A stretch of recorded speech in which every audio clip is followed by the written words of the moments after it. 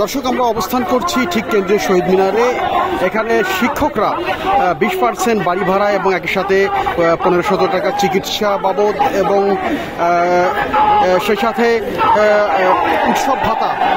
উৎসব ভাতা কিন্তু তারা 75% চেয়ে টানা 8 দিন ধরে আন্দোলন করে আসছেন। আজকে কিন্তু তাদের একটি সুরাহা হওয়ার পথে কিন্তু আমরা দেখেছি যে সরকারের পক্ষ থেকে 5% প্রজ্ঞাপন দেওয়া হয়েছে এবং সেই 5% প্রজ্ঞাপনকে তারা কিন্তু একদম প্রত্যাখ্যান করে আবারও তাদের আন্দোলনকে কিন্তু চলমান রেখেছেন। আপনারা দেখতেই পাচ্ছেন। আমরা কিন্তু জানার চেষ্টা করবো বক্তারা আসলে কি বলছেন।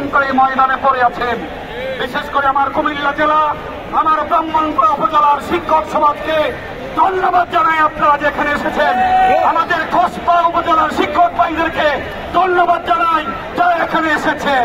সারা দেশের সকল উপজেলা, সকল প্রতিষ্ঠান থেকে যারা এসেছেন তাদের সকলকে ধন্যবাদ দিয়ে মুবারকবাদ জানিয়ে আন্দোলনের সফলতা কামনা করে আল্লাহর কাছে সাহায্য চেয়ে আমি আমার বক্তব্য শেষ করছি। আসসালামু আলাইকুম ওয়া রাহমাতুল্লাহ।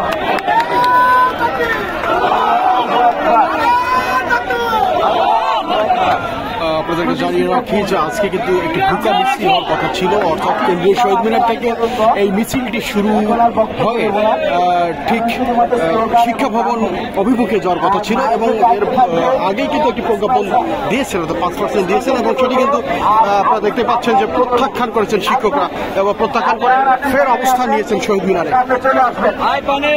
শিক্ষক এবং কর্মচারীর পক্ষ থেকে আমি এই শহীদ মিনারে আসছি। আমাদের দাবি হচ্ছে 3 দফা দাবি: 20% বাড়ি ভাড়া এবং 75% উৎসব ভাতা এবং 1500 টাকা চিকিৎসা ভাতার জন্য আমরা যৌক্তিক দাবি নিয়ে আমরা এই শহীদ মিনারে একত্রিত হয়েছি। সবার একটাই স্লোগান, 20% বাড়ি ভাড়া সহ 3 দফা দাবি আমরা ঐক্যবদ্ধ। এখান থেকে সরকারের 5% প্রজ্ঞাপন আমরা মানব না এবং যতক্ষণ পর্যন্ত আমরা 20% এখান থেকে দাবি যৌক্তিক দাবি আমরা পাবো না, এখান থেকে আমরা শহীদ মিনার থেকে আমরা বাড়ি ফিরে যাব না। সেই লক্ষ্যে আমরা চট্টগ্রাম এবং এর ঢাকা আশেপাশে যারা প্রতিনিধি এখানে আসছে সবাইকে, বেসরকারি এমপিভুক্ত শিক্ষকবৃন্দ, আজকে আমাদের ন্যায্য দাবি প্রতিষ্ঠার লক্ষ্যে আমরা আজকে জাতীয়করণ মহাজোরে আমরা একাত্মতা ঘোষণা করে আজকে আমাদের লাগাতার হরতালের কর্মসূচিতে অংশগ্রহণ করে আমরা আমাদের ন্যায্য দাবি আদায় করে ছাড়ব। আমরা চেয়েছিলাম সরকারের বিধিসম্মত ন্যায্য অধিকার, কিন্তু সরকার বাহাদুরের ঊর্ধ্বতন কর্মকর্তারা আমাদেরকে বুঝে সুঝে 20% বাড়ি ভাড়া, 1500 টাকা মেডিকেল ভাতা এবং কর্মচারীদের জন্য 75% উৎসব ভাতা প্রদানের সম্মতি জ্ঞাপন করার সত্ত্বেও তারা 2-3 মাস কালক্ষেপণ করে চূড়ান্ত পর্যায়ে আমাদেরকে ঠিকই বাড়িয়ে যাচ্ছে। এমত অবস্থায় আমাদের ন্যায্য পাওনা প্রতিষ্ঠা করার জন্য আমরা দুর্বার আন্দোলন গড়ে তুলব।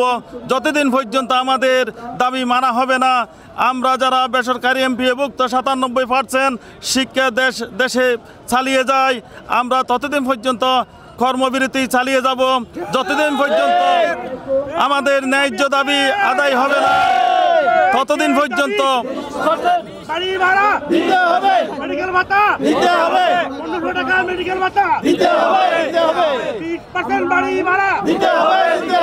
শিক্ষক কেন রাজপথে? প্রশাসন জবাব চাই, শিক্ষক কেন রাজপথে? শিক্ষা নিয়ে প্রশাসন চলবে না। প্রিয় বন্ধুরা, আমাদের দাবি দাওয়া প্রায় চূড়ান্ত পর্যায়ে। এই অবস্থায় আমাদেরকে আরেকটু দুর্বার গতিতে যদি আমরা আমাদের আন্দোলনকে বেগবান করতে পারি, নিশ্চয়ই আমাদের জয় অবশ্যম্ভাবী। আমরা সুদূর বাংলাদেশের আনাচে কানাচে, গ্রামে গঞ্জে, শহরে যাবতীয় শিক্ষকেরা এবং আমাদের প্রতিষ্ঠান কর্মবিরতি চলছে।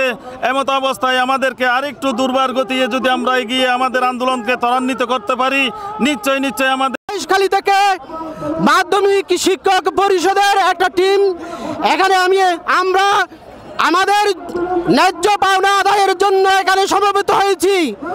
সংগ্রামী সহযোদ্ধা শিক্ষকগণ, কথা ক্লিয়ার, এখানে আমলারা সনামে বেনামে বিভিন্ন ধরনের লস প্রজেক্ট চালিয়ে তারা টাকা আদায় করে সরকার থেকে, কিন্তু শিক্ষকদের জন্য টাকা বরাদ্দ দিতে গেলে যেন তলায় কালি হয়ে যায়। আমরা দেখেছি আমাদের যখন ট্রেনিং হয় সেখানে ট্রেনিংয়ের মধ্যে লক্ষ কোটি টাকার বাজেট করা হয়, কিন্তু আমরা যারা শ্রেণী কার্যক্রমে মাঠ পর্যায়ে শ্রেণী কার্যক্রম ফলপ্রসূ করি, আমাদেরকে প্রতিদিন ট্রেনিংয়ের নামে এনে আমাদের ওই টাকার চিটে ফুটাই দেওয়া হয়। তারা পরিদর্শনের নামে পর্যবেক্ষণের নামে ওই প্রজেক্টের কোটি কোটি টাকায় ওরা লোপাট করে নেয়। আমাদের কথা ক্লিয়ার, মাননীয় শিক্ষা উপদেষ্টা মহোদয়, আপনি টাকার বরাদ্দের কথা বলেছেন, হ্যাঁ আমরা মেনে নিয়েছি, কিন্তু আমরা নিজেদের খরচে আমরা নিজেদের প্রশিক্ষণ করব।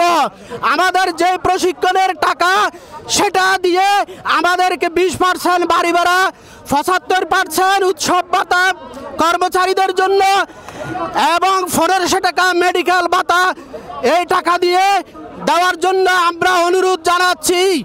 আপনি মনে করেছেন ইনিয়ে বিনিয়ে কিংবা কালকে ফোন করে আমাদেরকে হয়রান করতে পারলে আপনাদের কাম সারা?